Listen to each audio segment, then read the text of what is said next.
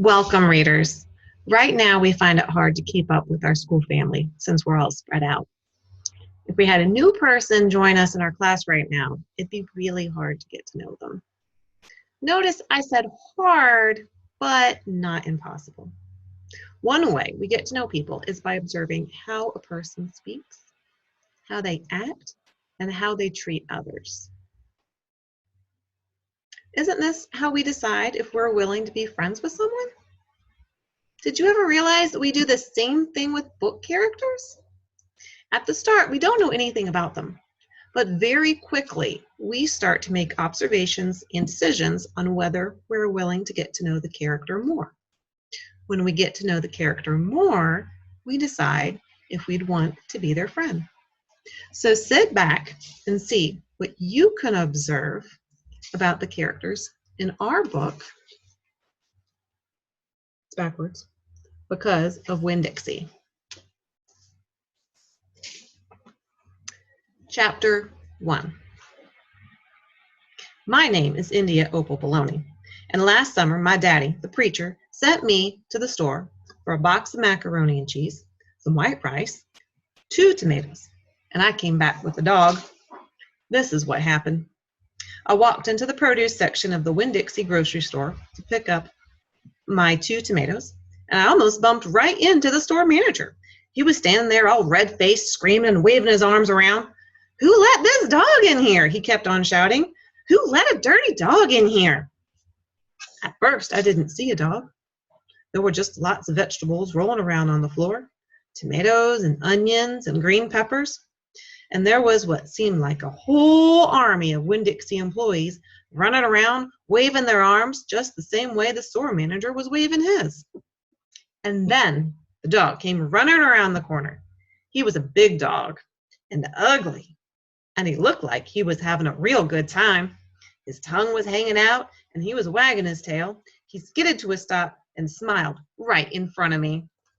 I had never before in my life seen a dog smile. That is what he did. He pulled back his lips and showed me all his teeth. Then he wagged his tail so hard that he knocked some oranges off a display, and they went rolling everywhere, mixing in with the tomatoes and the onions and the green peppers. The manager screamed, "Somebody grab that dog!" The dog went running over to the manager, wagging his tail and smiling. He stood up on his hind legs. You could tell all he wanted to do was get face to face with the manager and thank him for the good time he was having in the produce department. But somehow he ended up knocking the manager over, and the manager must have been having a bad day, because lying there on the floor, right in front of everybody, he started to cry.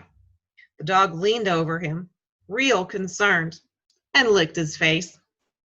"Please," said the manager, "somebody call the pound." "Wait a minute," I hollered. "That's my dog. Don't call the pound." All the Winn Dixie employees turned around and looked at me. And I knew I had done something big and maybe stupid too. But I couldn't help it. I couldn't let that dog go to the pound. "Here, boy," I said. The dog stopped licking the manager's face and put his ears up in the air and looked at me like he was trying to remember where he knew me from. "Here, boy," I said again. And then I figured that the dog was probably just like everybody else in the world, that he wanted to get called by a name. Only I didn't know what his name was, so I just had to say the first thing that came into my head. I said, "Here, Winn Dixie." And that dog came trotting over to me just like he had been doing it his whole life. The manager came up and gave me a hard stare, like maybe I was making fun of him. "It's his name," I said. "Honest." The manager said, "Don't you know not to bring a dog into a grocery store?" "Yes, sir," I told him. "He got in by mistake. I'm sorry. It won't happen again." "Come on, Winn Dixie," I said to the dog. I started walking, and he followed along behind me as I went out of the produce department and down the cereal aisle and past all the cashiers and out the door. Once we were safe outside, I checked him all over real careful, and he didn't look that good. He was big, but skinny. You could see his ribs, and there were bald patches all over him, places where he didn't have any fur at all. Mostly, he looked like a big piece of old brown carpet that had been left out in the rain. "You're a mess," I told him. "I bet you don't belong to anybody." He smiled at me. He did that thing again, where he pulled back his lips and showed me his teeth. He smiled so big that it made him sneeze. It was like he was saying, "I know I'm a mess. Isn't it funny?" It's hard not to immediately fall in love with a dog who has a good sense of humor. "Come on," I told him. "Let's see what the preacher has to say about you." And the two of us, me and Winn Dixie, started walking home. Chapter 2. That summer, I found Winn Dixie. It was also the summer me and the preacher moved to Naomi, Florida, so he could be the new preacher at the Open Arms Baptist Church of Naomi. My daddy is a good preacher and a nice man, but sometimes it's hard for me to think about him as my daddy because he spends so much time preaching or thinking about preaching or getting ready to preach. And so, in my mind, I think of him as the preacher. Before I was born, he was a missionary in India, and that is how I got my first name. But he calls me by my second name, Opal, because that was his mother's name, and he loved her a lot. Anyway, while me and Winn Dixie walked home, I told him how I got my name, and I told him how I just moved to Naomi. I also told him about the preacher and how he was a good man, even if he was too distracted with sermons and prayers and suffering people to go to grocery shopping. "But you know what?" I told Winn Dixie. "You are a suffering dog, so maybe he will take to you right away. Maybe he'll let me keep you." Winn Dixie looked up at me and wagged his tail. He was kind of limping, like something was wrong with one of his legs.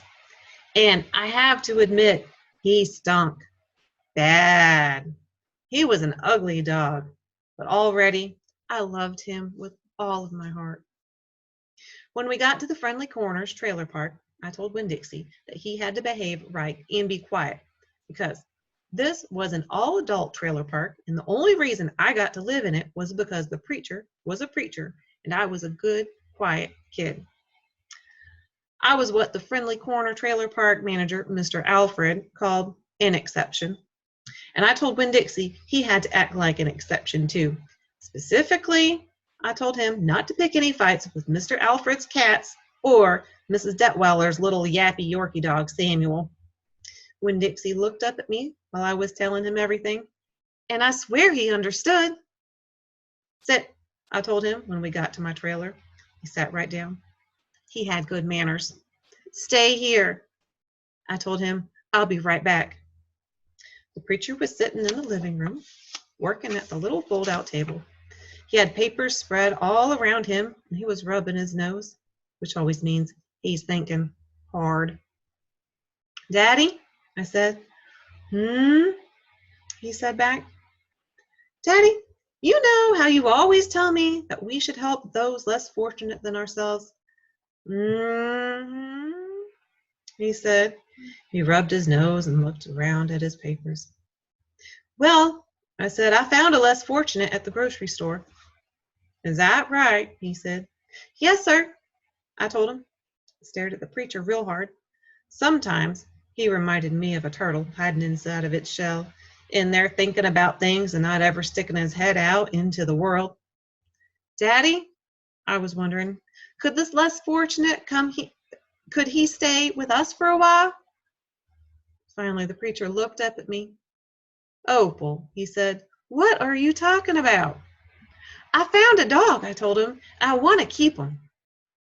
"No dogs," the preacher said. "We've talked about this before. You don't need a dog." "I know it," I said. "I know I don't need a dog, but this dog needs me. Look," I said. I went to the trailer door and I hollered, "Winn Dixie!" Winn Dixie's ears shot up in the air and he grinned and sneezed, and then he came limping up the steps into the trailer and put his head right in the preacher's lap, right on top of a pile of papers. The preacher looked at Winn Dixie. He looked at his ribs and his matted up fur and the places where he was bald. The preacher's nose wrinkled up. Like I said, dog smelled pretty bad. When Dixie looked up at the preacher, he pulled back his lips and showed the preacher all of his crooked yellow teeth and wagged his tail and knocked some of the preacher's papers off the table. Then he sneezed and some more papers fluttered to the floor. "What did you call this dog?" the preacher asked. "Winn Dixie," I whispered. I was afraid to say anything too loud. I could see that Winn Dixie was having a good effect on the preacher. He was making him poke his head out of his shell. "Well," said the preacher, "he's a stray if I've ever seen one." He put down his pencil and scratched Winn Dixie behind the ears. And a less fortunate, too, that's for sure. "Are you looking for a home?" the preacher asked, real soft to Winn Dixie. Winn Dixie wagged his tail. "Well," the preacher said, "I guess you found one." That's the end of chapter 2. We're going to come back to chapter 3 a little bit later. Until next time, readers, keep on reading.